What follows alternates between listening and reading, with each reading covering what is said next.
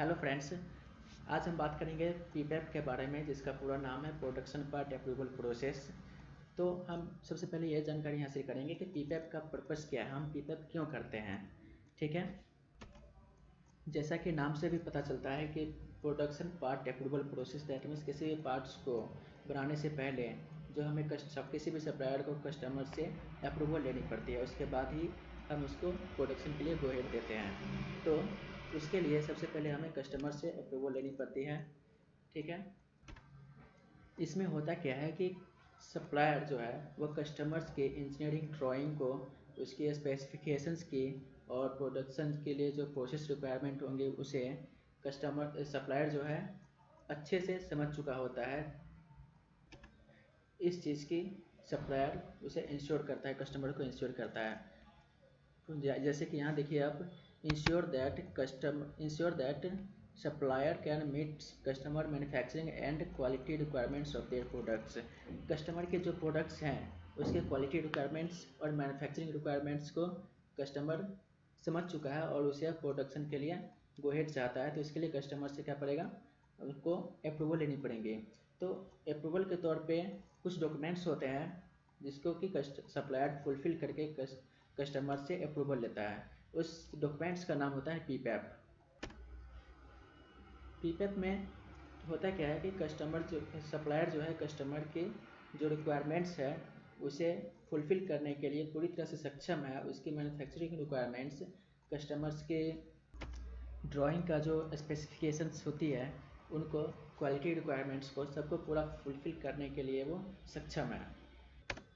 अब देखिए इसका स्कोप क्या है। स्कोप किसी भी न्यू इनकमिंग प्रोडक्ट्स के लिए, न्यू प्रोडक्ट्स के लिए या एग्जिस्टिंग प्रोडक्ट्स के लिए, दोनों के लिए ये एप्लीकेबल है। ठीक है, दूसरी इसका रिस्पॉन्सिबिलिटीज़ की बात करें तो रिस्पॉन्सिबिलिटी दो लोगों की होती है, प्राइमरी और सेकेंडरी। प्राइमरी में इंजीनियरिंग हेड आते हैं और सेकेंडरी में प्रोडक्शन हेड या क्वालिटी हेड आते हैं। ठीक है, इन दो के पास पीपैप की रिस्पॉन्सिबिलिटीज़ होती है। और पीपैप की हिस्ट्री क्या है, ये हमारा पॉइंट है। पीपैप की हिस्ट्री है क्या। सबसे पहले पीपैप किसके द्वारा यूज़ किया गया। सबसे पहले पीपैप जो है AIAG, that means automotive industry action group of company के द्वारा यूज़ किया गया था, जो कि 1993 में हुआ था। ठीक है, ये 3 बड़ी कंपनियों के द्वारा यूज़ किया गया था, फोर्ड, GM एंड क्रिसलर। पीपैप का जो अभी जो लेटेस्ट वर्जन चल रहा है वो 2006 का चल रहा है। 2006 वर्जन पीपैप का अभी चल रहा है, जो कि अभी लेटेस्ट वर्जन है और ये 1 जून 2006 से एप्लीकेबल है। अब हम बात करेंगे पीपैप बनाने के लिए हमें किन किन चीज़ों की ज़रूरत पड़ती है। इनपुट के तौर पे हमें क्या क्या चाहिए। तो इसमें सबसे पहले हमें ड्राइंग चाहिए या टेक्निकल रिक्वायरमेंट चाहिए, जो कि ड्राइंग के अंदर ही होती है। दूसरा, प्रोसेस फ्लो डायग्राम चाहिए। किसी भी पार्ट्स को मैन्युफैक्चर करने के लिए हमें किन किन प्रोसेस से होकर गुजरना पड़ेगा, उसकी सारी डिटेल उस प्रोसेस फ्लो डायग्राम के अंदर होनी चाहिए। ठीक है, और तीसरा, पास्ट डिफेक्ट हिस्ट्री।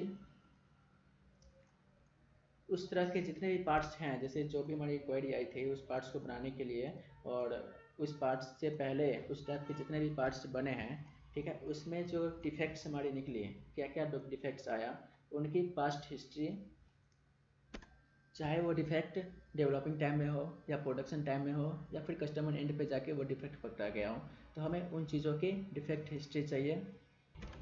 उसके बाद क्या चाहिए हमें, AIAG FMEA मैनुअल। FMEA का मतलब हुआ failure mode effect analysis. That means हमें वो सभी डॉक्यूमेंट्स और फॉर्मेट चाहिए, वो स्टैंडर्ड्स चाहिए जो कि AIAG FMEA मैनुअल के आधार पर हो। उसके बाद टीम स्किल चाहिए। हमारी टीम में जो भी लोग हैं, जो भी पीपुल हैं, उन सभी में प्रोडक्ट्स की सभी नॉलेज होनी चाहिए। ठीक है, उसके बाद हमारा आता है list of machines and tools.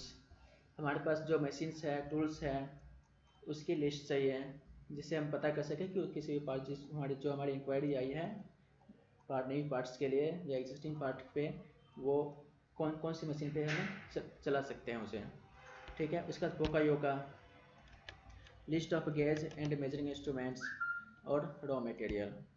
ठीक है, हमें इन चीज़ों की ज़रूरत पड़ेगी, तभी जाकर हम पीपैप को बना सकते हैं।